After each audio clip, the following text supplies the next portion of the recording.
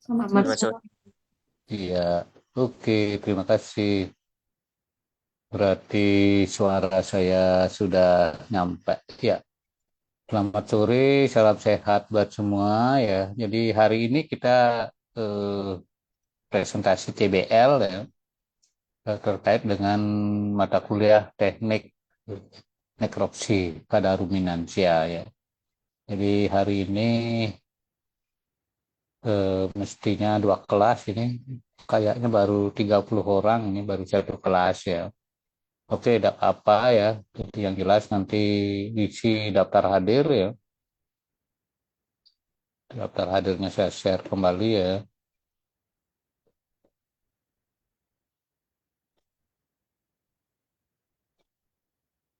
Iya, jadi link presensi ya sudah di kolom chat ya. Jadi silakan sambil jalan mengisi. Nah, terkait dengan teknik nekropsi ruminansia ya. Jadi sebenarnya nekropsi itu tujuannya ini ya. Kalau beda dengan pemotongan hewan ya. Jadi pemotongan hewan langsung dibongkar-bongkar gitu ya, organ dalam ya, kemudian eh, tubuh bagian luar ya. Jadi nekropsi itu adalah tujuannya menelusuri penyakit ya dan atau kematian ya. Kematian dari hewan ya. Nanti dapat didiagnose apa penyebabnya. Sehingga nekropsi yang yang sesuai dengan tahapan yang betul itu pemeriksaan dari luar dulu gitu ya. Jadi lengkap pemeriksaannya. Kalau pemotongan kan tidak ini ya, tidak memperhatikan ini lagi lesi-lesi ya yang bagian luar tubuh. Kemudian kedua ini posisi organ ya. Jadi siapa tahu organ terpuntir gitu ya, usus biasanya mudah terpuntir ya, gitu ya. Kemudian uterus ya, gitu ya. Kalau pada hewan betina ya. Karena pernah ada kejadian ya, satu ekor kuda mati ya, kuda balap ini ya. Kuda balap ternyata setelah ditelusuri ya, itu ususnya terpuntir dia. Jadi kayaknya dia karena lompatannya mungkin salah atau lompatannya terlalu keras ya latihannya ya. Ususnya terpuntir gitu ya. Sehingga dalam hitungan hari itu ya mati gitu kudanya ya. Nah, ini tujuan nekropsi ya. Jadi melihat posisi ya organ. Setelah itu baru pemeriksaan masing-masing jaringan gitu. Nah, itu bedanya antara nekropsi dengan pemotongan ya, penyembelihan hewan ya. Baik, jadi untuk mempersingkat waktu ya, kayaknya kelas A atau kelas C duluan silakan ya, di-share kontennya kemudian dipresentasikan ya. Silakan adik-adik. Jadi pesertanya sudah 52. Oh ya, cepat ya. 53. Oke, silakan. Kelas C dulu atau kelas A? Dokter dari kelas C izin kelas duluan ya dokter. Oh ya, kelas C duluan. Ya, ya. Iya.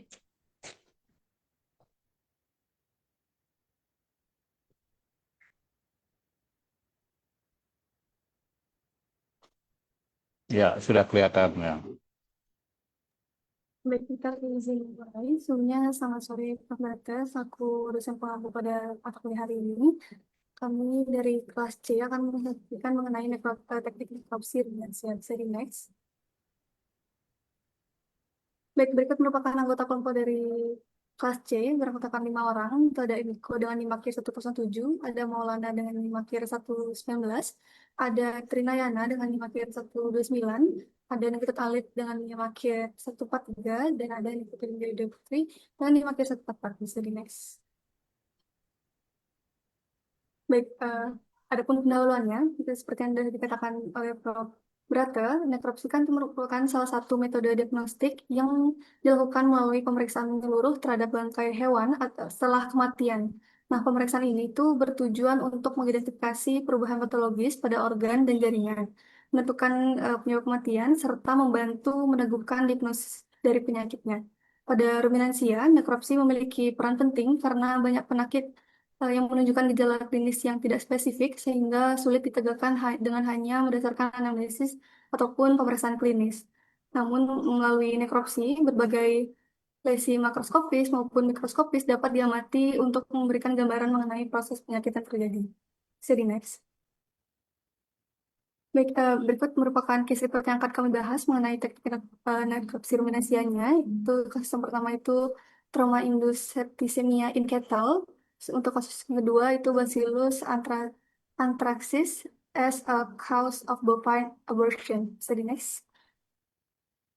Baik, adapun etiologi dari kasus yang pertama yang terkait dengan septik kimia tadi, septik kimia merupakan kondisi ketika bakteri beserta toksinnya berada di dalam aliran darah sehingga menimbulkan gangguan sistemik pada berbagai organ tubuh.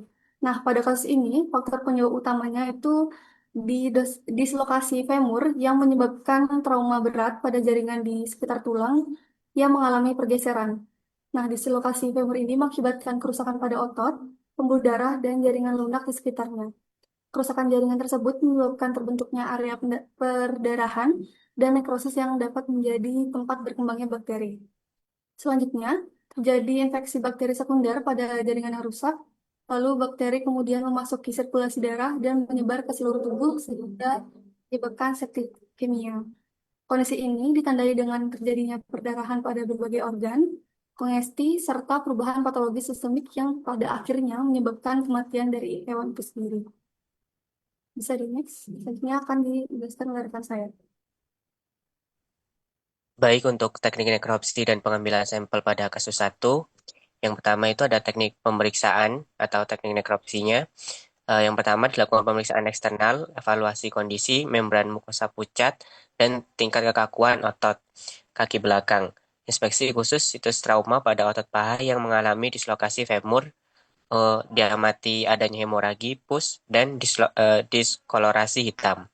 Kemudian untuk pemeriksaan makroskopis organ, itu dilakukan pembukaan rongga tubuh untuk memeriksa perubahan patologi secara sistematis pada trakea, paru-paru, jantung, hati, limpa, ginjal, dan seluruh saluran usus.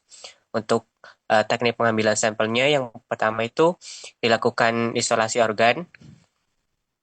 Sampel jaringan segar diambil dari organ paru-paru, jantung, hati, dan ginjal dengan ketebalan 0,5 cm. Kemudian dilakukan fiksasi yang dimana jaringan direndam di dalam larutan 10% neutral buffered formalin selama 48 jam pada suhu ruang. Kemudian untuk pemrosesan jaringan dilakukan dehidrasi alkohol bertingkat dan dijeniskan dengan silin, tanam dalam blok parafin iris tipis 4 hingga 5 mikron menggunakan mikrotom dan warna dengan hematoksilin dan eosin. Next slide.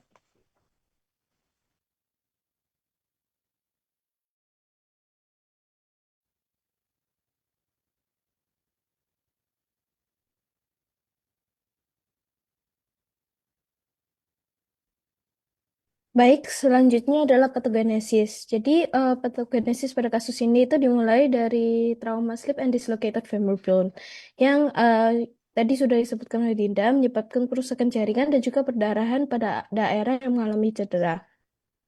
Nah, akibat kondisi ini akhirnya memfasilitasi proliferasi bakteri pada jaringan yang mengalami cedera sehingga terjadi infeksi lokal.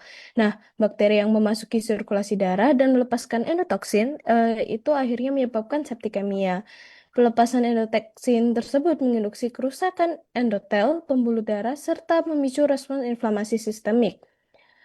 Kerusakan endotel yang terjadi mengaktifasi sistem koagulasi secara berlebihan, sehingga memicu terjadinya disseminated intravascular coagulation atau DIC atau DIC.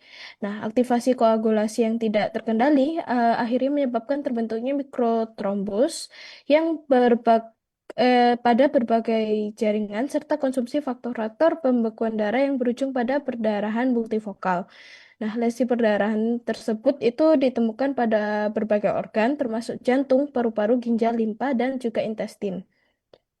Oke, untuk perdarahan yang luas akhirnya menyebabkan penurunan volume darah sirkulasi efektif atau hipovolemia yang diperparah juga oleh kondisi septikemia dan respon inflamasi sistemik.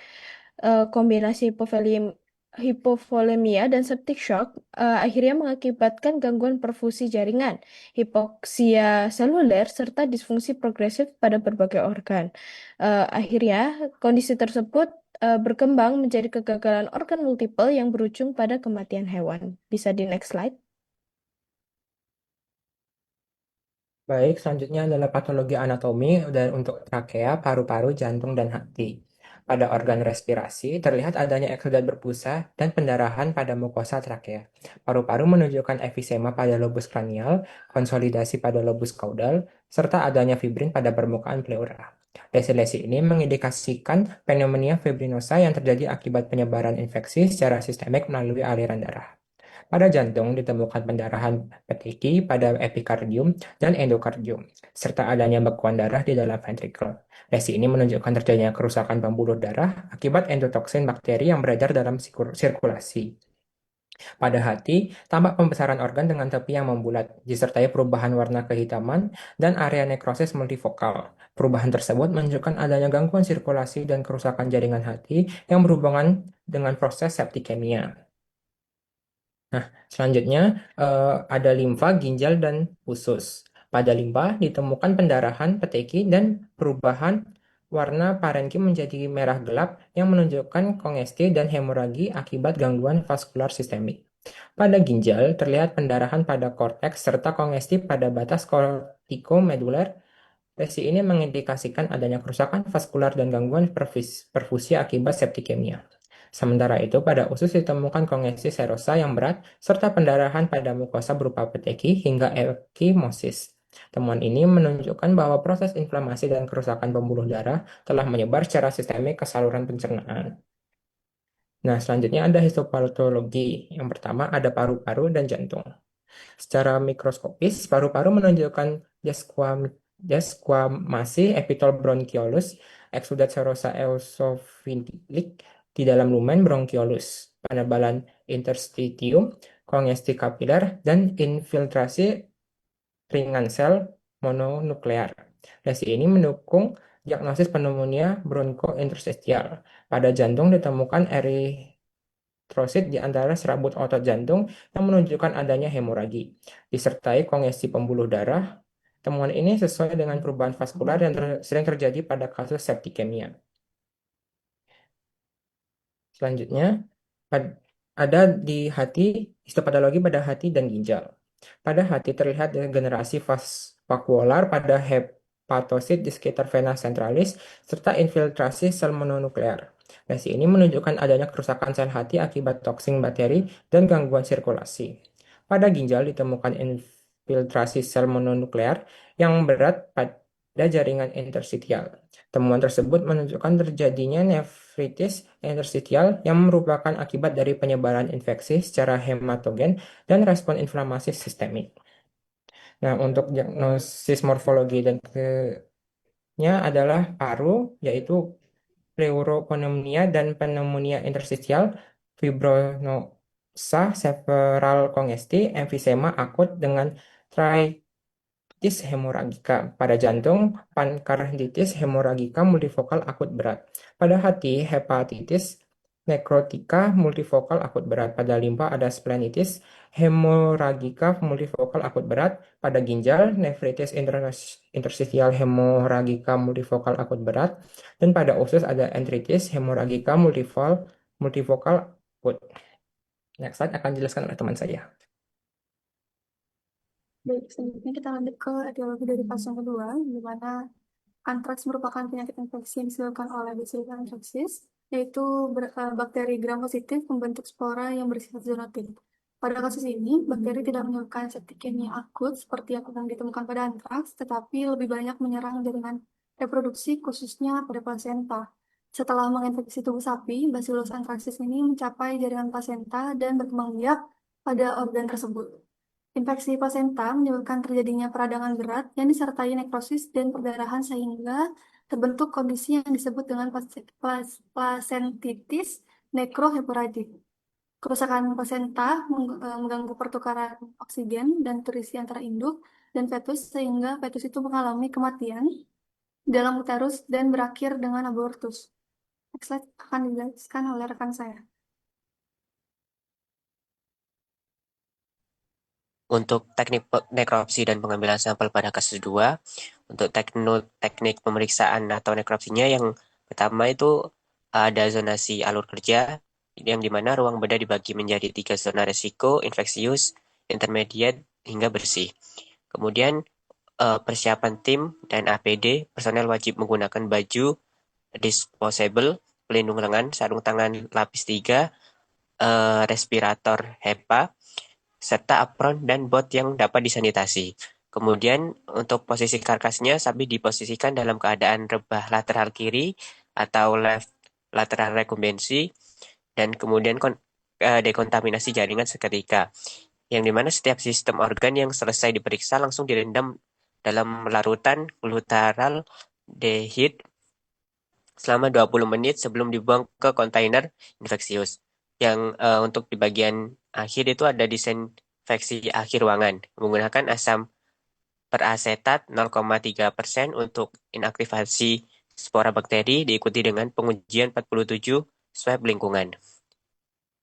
Untuk pengambilan sampelnya sendiri, yang pertama dilakukan screening darah awal, yang dimana sampel darah vena ekor diambil sebelum eutanasia untuk mengecek ulas Giemsa guna mengeklusi bakteremia masif sebelum melanjutkan bedah bangkai. Untuk selanjutnya yaitu kultur bakteriologi, yang dimana dilakukan isolasi dilakukan pada media triptik soy agar yang ditambah 5% darah domba menggunakan sampel organ utama. Mohon maaf, 5% darah sapi, di sini salah menulis, menggunakan sampel organ utama, serta organ target terlokalisir dan yang mencakup plasenta dan limfonodus iliaka. Untuk identifikasi lanjut memakai uji gamma lisis dan PCR spesifik. Untuk histopatologinya sendiri, jaringan plasenta dan limfonodus iliaka dikoleksi dalam larutan formalin 4%, difiksasi selama 72 jam, dan diwarnai dengan pewarnaan rutin HNE serta gram yang dimodifikasi. Next slide.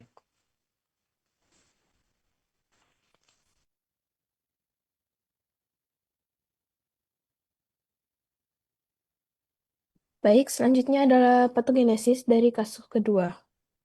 Nah, pada kasus ini diawali dengan masuknya spora Bacillus anthracis ke dalam tubuh melalui jalur oral.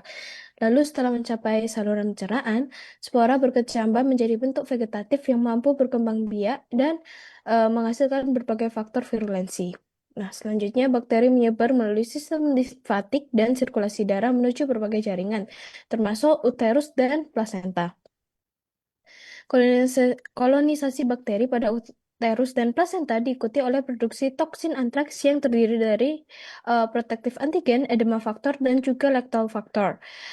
Toksin tersebut menyebabkan kerusakan endotel pembuluh darah serta meningkatkan permeabilitas vaskular sehingga memicu terjadinya edema, hemoragi, dan nekrosis pada jaringan yang terinfeksi. Lesi yang terbentuk berkembang menjadi placentitis necrohemorrhagic atau necrohemorrhagic placentitis yang ditandai oleh pendarahan dan nekrosis luas pada jaringan plasenta.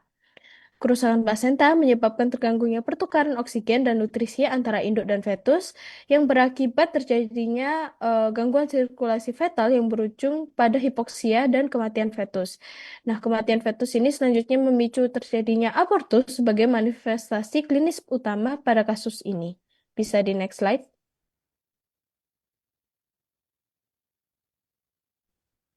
Baik, selanjutnya masuk ke temuan patologi anatomi. Pada gambar A menunjukkan edema sekutan ventral yang parah dan ikterus diffus. Gambar B, pada limpa sapi tidak ditemukan perubahan patologis yang terjadi. Hal ini menunjukkan bahwa kasus ini kemungkinan merupakan bentuk non-septikemik. Gambar C menunjukkan kelenjar getah benih iliaka membesar secara parah dan menunjukkan perdarahan serta nekrosis yang luas hingga ke jaringan lemak perinodal. Gambar D dan E menunjukkan plasenta mengalami perdarahan dan nekrosis luas, sehingga diagnosis sebagai plasentitis nekrohemoragik. Boleh next slide.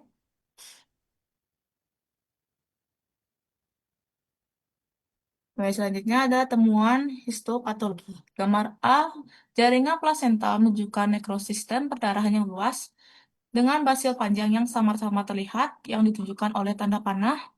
Gambar B, tampak banyak basil gram positif berbentuk batang panjang, baik intravaskular maupun ekstravaskular yang ditunjukkan oleh tanda panah. Dan gambar C, kelenjar getah bening iliaka menunjukkan nekrosis difus, perdarahan, dan edema yang juga mempengaruhi jaringan lemak perinodal. Boleh di next slide.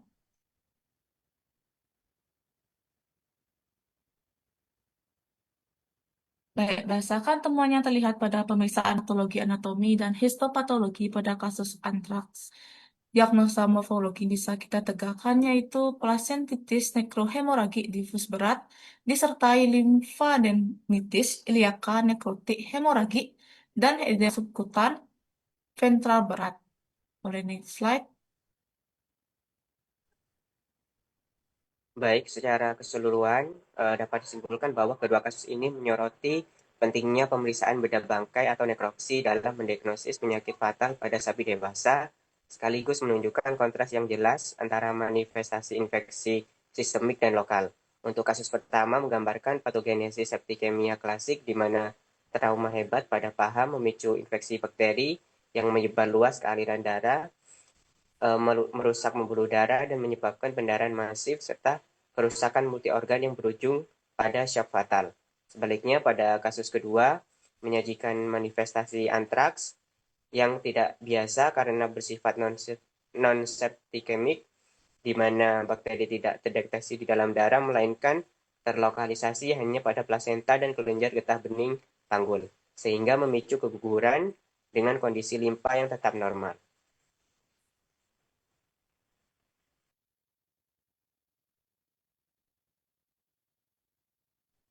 Bisa di next slide. Baik, Filmnya, terima kasih. Sekian presentasi dari kelompok C. Saya kembalikan kepada Prof. Wirata. Iya, baik. Terima kasih ya presentasinya. Saya kira waktunya ya 19 menit ya. 19 menit. Eh, untuk selanjutnya kita ini barangkali kalau ada komen atau diskusi dari adik-adik peserta yang lain ya, selain dari ini nanti yang menjawab ya tentunya yang presentasi ya, karena sudah lebih dulu mempelajari ya. Silakan adik-adik, waktu ya sekitar 7 menit gitu ya.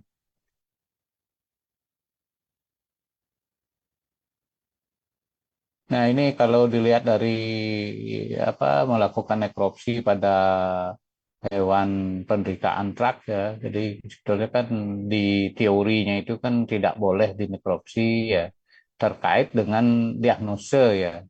Jadi kayaknya yang tadi dilaporkan itu adalah suatu apa istilahnya pengungkapan kalau pada organ-organ dalam ya kasus antraks seperti ini gitu ya. Jadi saya kira sama dengan kasus pada orang gitu ya. Jadi gimana mempelajari satu kasus otak itu punya secara pusat ya itu tidak tahu ya apa istilahnya eh, orang atau hewan yang digunakan itu ya mungkin orang tidak dikenal gitu ya. Jadi sehingga bisa dipakai praktek gitu ya, pakai praktek dan dipakai untuk dasar ilmu pengetahuan ya. Sehingga kita tahu organ dalam penyakit antrak ini seperti ini gitu ya. Jadi ada tentu pasti dengan persyaratan ketat ya untuk melakukan nekropsi. Jadi teori yang bahwa nekropsi tidak lengkap itu ya, apalagi antrak ya, itu sebetulnya untuk kegiatan sehari-hari di lapangan gitu ya. Jadi nekropsi kalau sudah keluar darah dari lubang-lubang kumlah ya, lubang-lubang alami ya, mulut, hidung, anus ya, vagina, penis, ya. Apalagi ya lubang-lubang kumlah ya itu berarti patut ini ya dicek dulu bakterinya ya, kultur kemudian di ini ya. Itu. Baik, barangkali dari adik-adik ya ada waktu lagi 5 menit.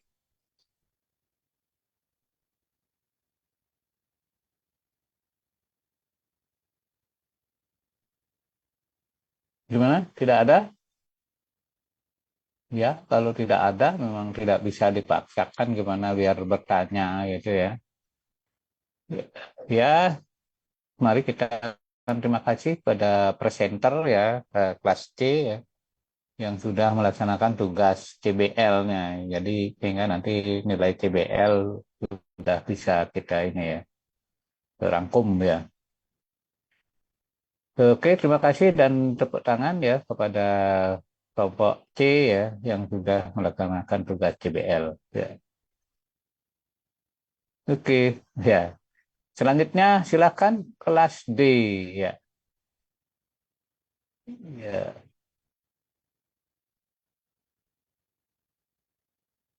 Ini Gimana? Sudah siap? Ya. Ya, kelas A. silakan. Oke. Mungkin bisa dibantu untuk share screen.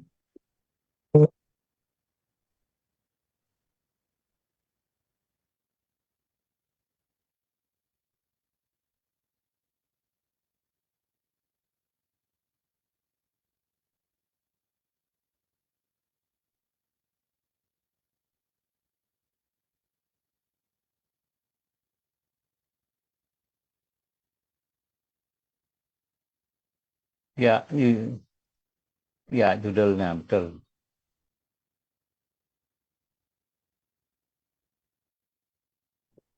Baik, izin mulai presentasi, Prof.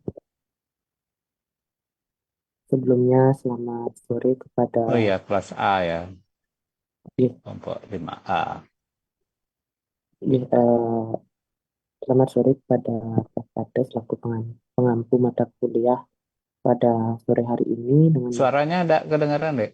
Ada mute mungkin? sudah terdengar nih, Prof. Atau memang belum? Apakah sudah terdengar ya, Prof? Ininya udah kelihatan PPT-nya.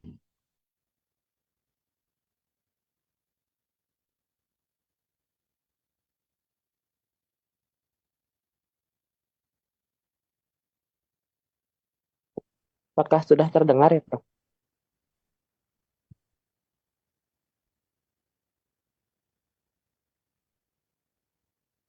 Kayak putus-putus ya?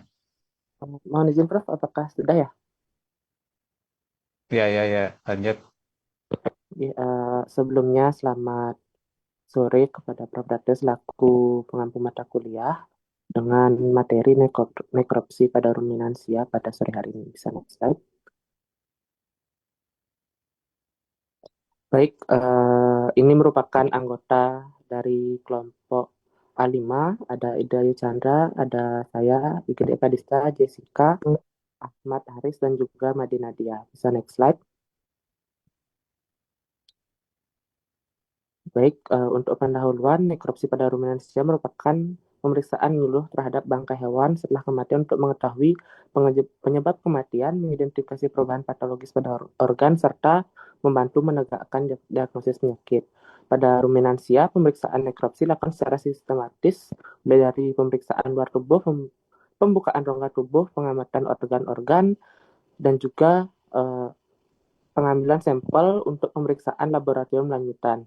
Melalui nekropsi dapat memahami hubungan antara gejala klinis dan juga lesi yang ditemukan sehingga hasilnya dapat digunakan untuk pengendalian penyakit, evaluasi manajemen peternakan, serta pencegahan kejadian serupa pada peternak lainnya. Bisa next slide.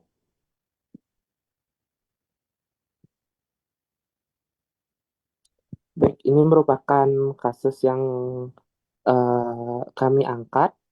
Bisa next slide. Baik, untuk kasus pertama itu adalah gastroenteritis, coronavirus dan rotavirus pada anak kambing dan juga domba. Bisa next slide.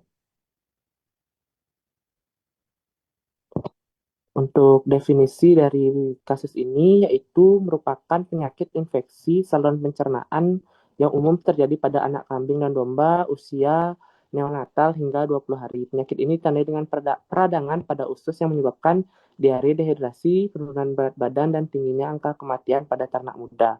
Untuk karakteristik penyakitnya itu menyerang sistem pencernaan anak kambing dan domba. Biasanya itu disebabkan oleh infeksi coronavirus dan juga rotavirus, menimbulkan kerusakan fili usus sehingga absorpsi nutrien dan juga cairan terganggu. Gejala utama berupa dehidrasi, kelemahan pertumbuhan yang terhambat, dan menjadi salah satu penyebab kerugian ekonomi terbesar pada peternakan domba dan juga kambing. Bisa next slide. Untuk etiologinya merupakan agen penyebab utamanya yaitu ada coronavirus yang menginfeksi sel epitel usus, duodenum hingga kolon yang menyebabkan peradangan dan juga kerusakan mukosa usus. Kemudian juga disebabkan oleh rotavirus yang menginfeksi enterosit matang dan juga jejunum dan juga ileum yang menyebabkan atrofi fili usus dan juga gangguan absorpsi nutrien. Untuk faktor predisposisinya yaitu kegagalan transfer imunitas pasif melalui kolostrum, sanitasi kandang yang buruk, kepadatan ternak yang tinggi, dan juga manajemen pemeliharaan yang kurang baik. Bisa next slide. Baik, akan dijelaskan selanjutnya oleh presenter selanjutnya.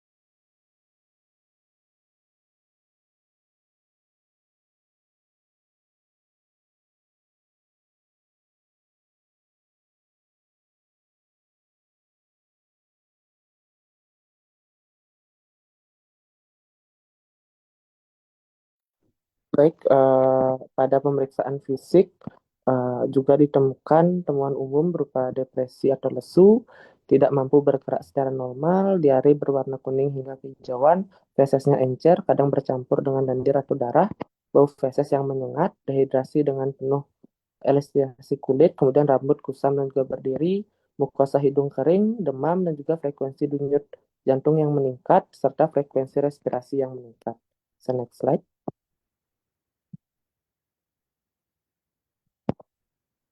Bisa dilanjutkan oleh presenter selanjutnya.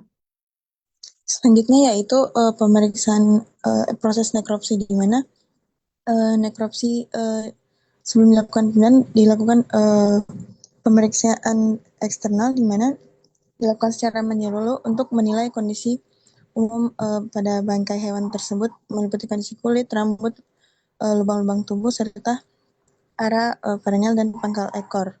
Lalu selanjutnya setelah pemeriksaan eksternal dilakukan bangkai sebelumnya diposisikan dalam posisi dorsal recumbens untuk kemudian dilakukan pembukaan rongga abdomen.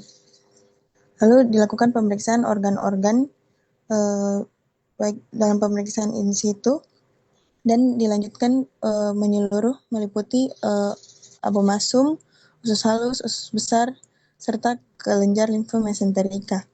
Lalu selanjutnya pemeriksaan usus di mana dilakukan insisi pada mukosa usus untuk menilai kondisi lapisan dalam mukosa serta karakter isi lumen usus secara langsung. Lalu selanjutnya dilakukan juga pembukaan bagian rongga toraks dengan insisi sepanjang tepi paru-paru untuk menilai kondisi organ respirasi dan kardiovaskular. Lalu selanjutnya dilakukan juga pengambilan sampel jaringan, di mana dilakukan dengan pengambilan kompartemen saluran pencernaan dengan ukuran masing-masing 1 kali 1 cm, meliputi abomasum, duodenum, jejunum, serta kelenjar limfomesenterika, ileum, cecum, kolon, dan rektum. Lalu terdapat juga pemeriksaan penunjang virologi di mana digunakan untuk uji imunofluoresensi untuk virus tersebut. Baik, selanjutnya akan dilanjutkan oleh teman saya. Bisa next slide.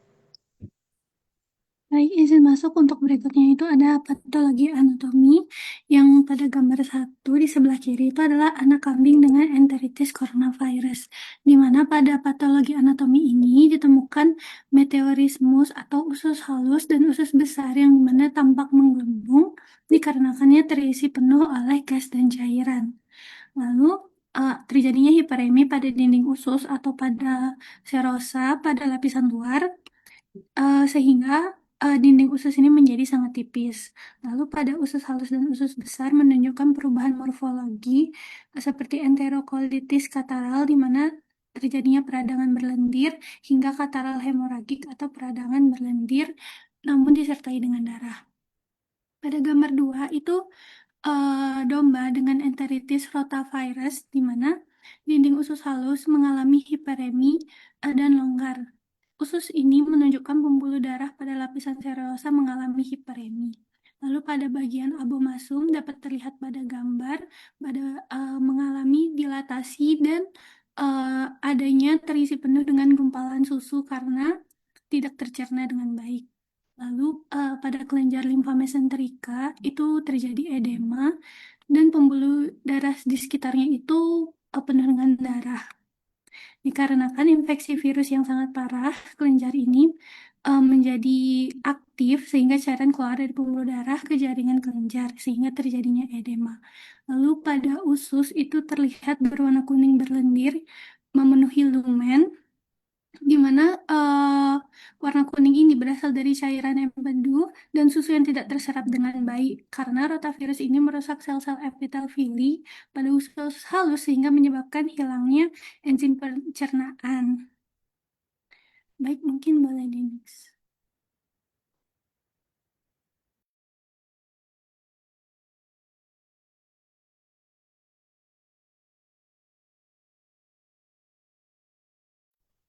Baik, selanjutnya merupakan histopatologi. Gambar pada PPT ini menunjukkan gambar jejunum anak domba yang terinfeksi coronavirus dengan pewarnaan HE. Tampak gambaran inflamasi kateral desquamatif, di mana lumen usus dipenuhi eksudat mukoserosa dalam jumlah yang banyak. 3 tanda panah pada gambar itu menunjukkan area hiperemia vaskular yang intensif pada lamina propria yang disertai dengan edema submukosa yang jelas. Untuk coronavirus enteritis, itu lesi yang ditemukan menyebar sepanjang saluran gastrointestinal, mulai dari duodenum hingga kolon. Perubahan utama berupa peradangan kateral desquamatif pada jejunum dengan infiltrasi sel radang yang terkonsentrasi di sekitar villi, terutama pada bagian tengah hingga apikal villi.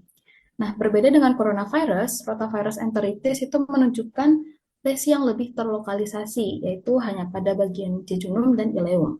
Perubahan utama berupa dilatasi kriptus dan infiltrasi limfosit pada lamina propria yang disertai dengan hiperemia pada medulla nodus lymphaticus mesenterica.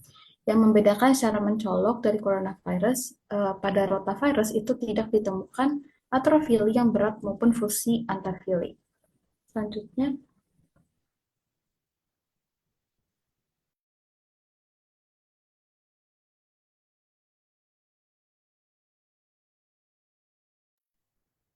Selanjutnya itu diagnosa morfologinya, di mana yang pertama yaitu enterokolitis catarrhalis desquamative diffuse akut, yang dimana pada coronavirus tadi, di mana enterokolitis karena pada lesi itu melibatkan tidak hanya usus halus namun juga usus besar sekaligus. Dan juga catarrhalisis karena ditemukan produksi eksudat mukoserus berlebihan pada permukaan mukosa.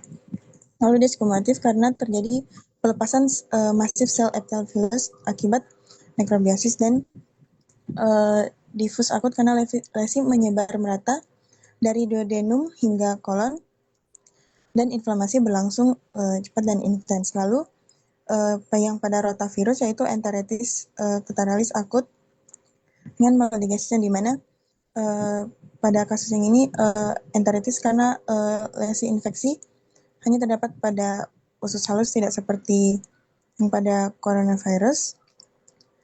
Lalu terdapat juga limfadenitis reaktif akut pada kelenjar limfomesenterika karena pada kasus menunjukkan hiperemia medular yang intens pada respon imun lokal terhadap infeksi. Mana hiperemia vaskular, edema submukosa, dan degenerasi epithelius dikategorikan sebagai respon inflamasi akut non-spesifik yang ditemukan pada baik kasus di coronavirus dan juga rotavirus. Baik, bisa next slide.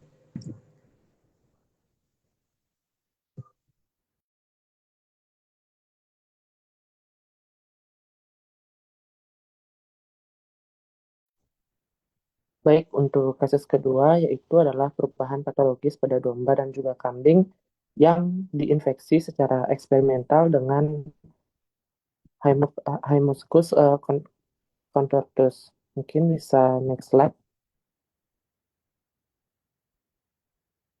Untuk definisinya Haemococcus merupakan penyakit parasitik yang disebabkan oleh Haemococcus contortus, yaitu nematoda hematofagus, pengisap darah yang hidup di abomasum domba dan juga kambing. Parasit ini termasuk salah satu cacing gastrointestinal yang paling patogen pada rumenansia kecil dan banyak ditemukan di daerah tropis serta subtropis. Karakteristiknya itu disebabkan oleh infeksi Haemococcus contortus menginfeksi abomasum bersifat hematofagus sehingga menyebabkan kehilangan darah, menimbulkan anemia, hipoproteinemia, penurunan bobot badan, dan juga gangguan pertumbuhan. Menyebabkan perubahan patologis mukosa, abomasum, serta organ tubuh lainnya. Bisa next slide. Baik, untuk etiologinya yaitu nematoda gastrointestinal, famili Triskopilidae, itu hidup berkembang di abomasum domba dan juga kambing. Juga bisa larva infektif yang masuk melalui tubuh melalui pakan atau rumput yang terkontaminasi. Faktor predisposisinya itu ada umur dan juga status fisiologis hewan, yaitu status nutrisi dan juga kesehatan, tingkat paparan larva infektif, kelembapan lingkungan yang tinggi, dan juga kemampuan respon imun inang. Bisa next slide. Ini bisa dijelaskan oleh presenter selanjutnya.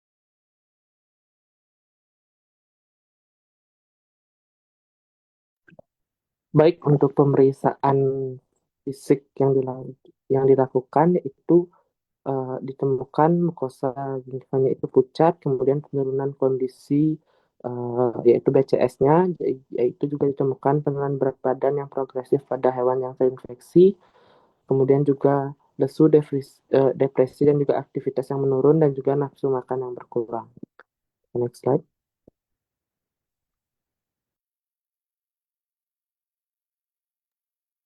Selanjutnya yaitu proses nekropsi, di mana kalau pada kasus ini hewan-hewan yang diduga terinfeksi tersebut diotanasia secara manusiawi. Lalu prosedur nekropsi dilakukan secara sistematis mengikuti standar nekropsi, di mana hewan diposisikan dalam posisi dorsal rekomensi, kemudian diinsisi pada linea alba, garis sternum hingga pubis untuk membuka rongga abdomen. Lalu organ digestif diidentifikasi secara in situ terlebih dahulu sebelum dilakukan pemeriksaan lebih lanjut.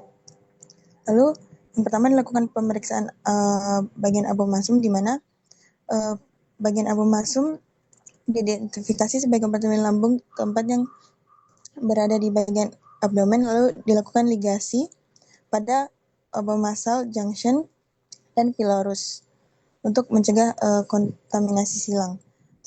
Selanjutnya abomasum diangkat secara keseluruhan dan dipindahkan ke wadah pemeriksaan. Lalu selanjutnya yaitu evaluasi lesi gross, di mana diamati adanya pendarahan, nodul, ulcerasi, penebalan mukosa, dan juga keberadaan hemangiopsis contorcus. Lalu selanjutnya pada bagian abomasum terdapat banyak cacing, di mana dilakukan perhitungan cacing dan di mana isi abomasum dikoleksi dan dihitung menggunakan metode Likert 10%. Lalu yang terakhir dilakukan juga pengambilan sampel histopatologi, di mana jaringan fundus dan pylorus difiksasi, lalu diproses histologi, lalu diwarnai dengan pewarnaan HE. Baik, selanjutnya akan dilanjutkan oleh teman saya.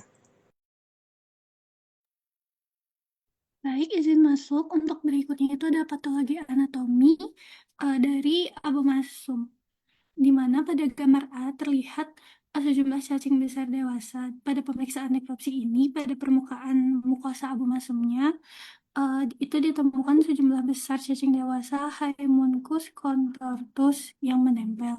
Lalu pada gambar B itu yang di tanda panah itu mukosa atau lipatan dinding bagian dalam abomasum mengalami penebalan, di mana hal ini menunjukkan adanya proses inflamasi atau peradangan yang kuat pada organ abomasum. Berikutnya pada gambar C yang ditunjukkan oleh tanda panah itu ada peteki, adanya bintik-bintik kecil atau peteki pada dinding abomasum, di mana pendarahan ini terjadi karena cacing dari Haemonchus contortus tadi. Lalu pada yang ditunjuk oleh Blade itu munculnya benjolan-benjolan kecil atau nodul pada permukaan abomasum. Mungkin boleh dilanjutkan oleh presenter berikutnya.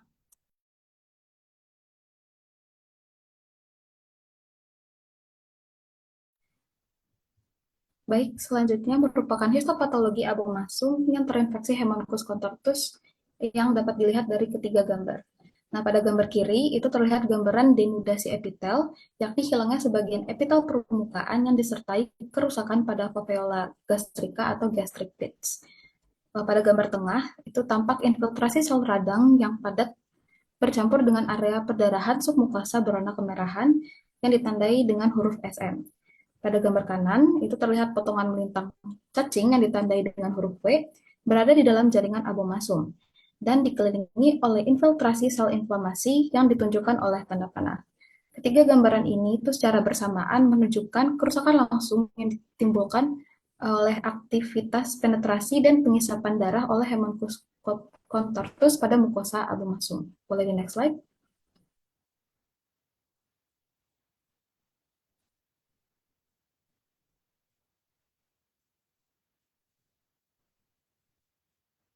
Baik, berikutnya merupakan perbandingan histopatologi pada kambing dan domba yang sama-sama terinfeksi. Pada kambing itu dapat dilihat dari gambar 1 dan 2, terlihat degenerasi yang berat pada sel parietal yang ditandai dengan huruf B, sementara infiltrasi eosinofil yang ditandai dengan huruf A itu jumlahnya relatif rendah. Kerusakan sel parietal yang luas ini berkaitan dengan penurunan produksi asam klorida atau HCl sehingga mengganggu proses pencernaan protein. Sebaliknya, pada domba yang dapat dilihat pada gambar 3 dan 4, itu infiltrasi eosinofil tampak jauh lebih luas dan padat, melibatkan lamina propria, submukosa, hingga ruang antarkelenjar. Untuk kerusakan sel parietalnya juga relatif lebih ringan dibandingkan yang kambing. Tingginya distribusi dan kepadatan eosinofil pada domba ini mengindikasikan respon imun tipe TH2 yang lebih kuat. Temuan ini mendukung tingkat resistensi domba yang lebih baik terhadap infeksi Haemonchus contortus dibandingkan kambing pada periode pengamatan yang sama. Selanjutnya,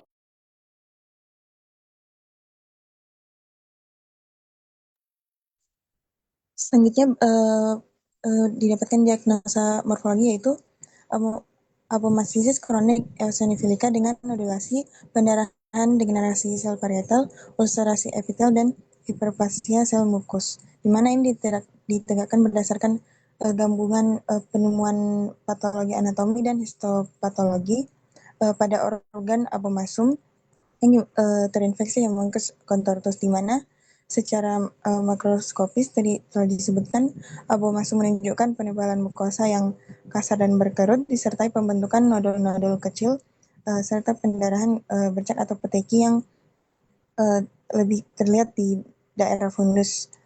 Lalu di mana temuan ini mengindikasikan proses inflamasi kronis yang telah berlangsung lama pasca infeksi. Lalu ditemukan juga secara mikroskopis infiltrasi eosinofil yang masih pada lamina propria dan submukosa yang menjadi ciri khas respon imun tipe TH2 terhadap infeksi cacing nematoda, sehingga ditegaskan sebagai komponen eosinofilika. Lalu terlihat juga degenerasi hingga nekrosis sel parietal kelenjar fundus yang menyebabkan gangguan produksi pada asam lambung yang juga diikuti oleh hilangnya epitel permukaan dan kerusakan papilla gaster yang menandakan terdapat ulcerasi epitel. Dan juga terjadi hiperplasia sel mukus yang meningkatkan jumlah sel penghasil lendir terhadap kerusakan mukosa.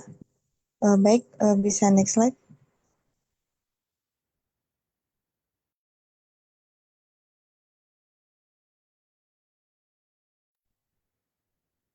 Baik, untuk kesimpulannya yaitu nekropsi merupakan metode diagnostik yang penting untuk mengidentifikasi penyebab kematian dan memahami perubahan patologis pada ruminansia.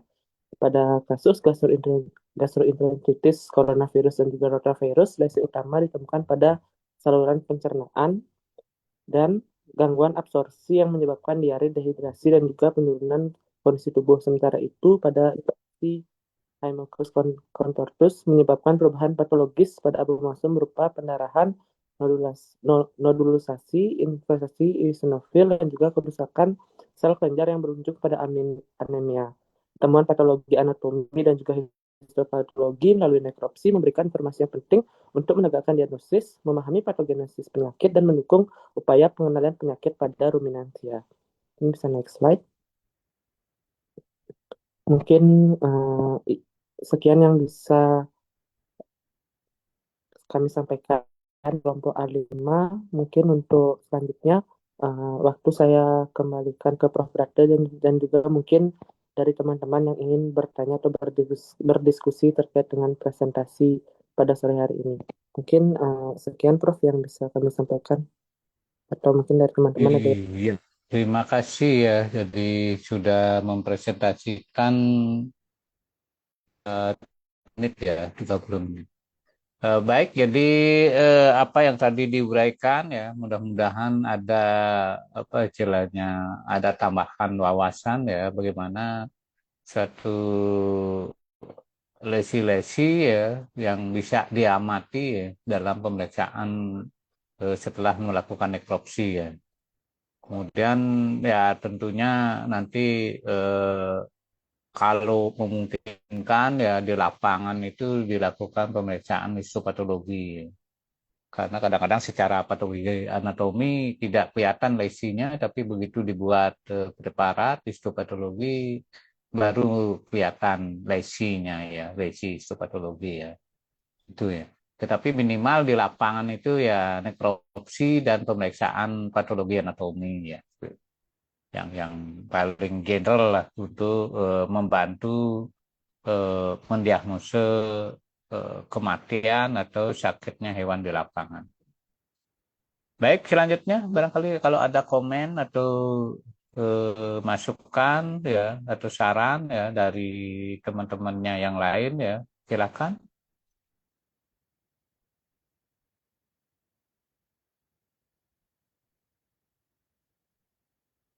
Ada?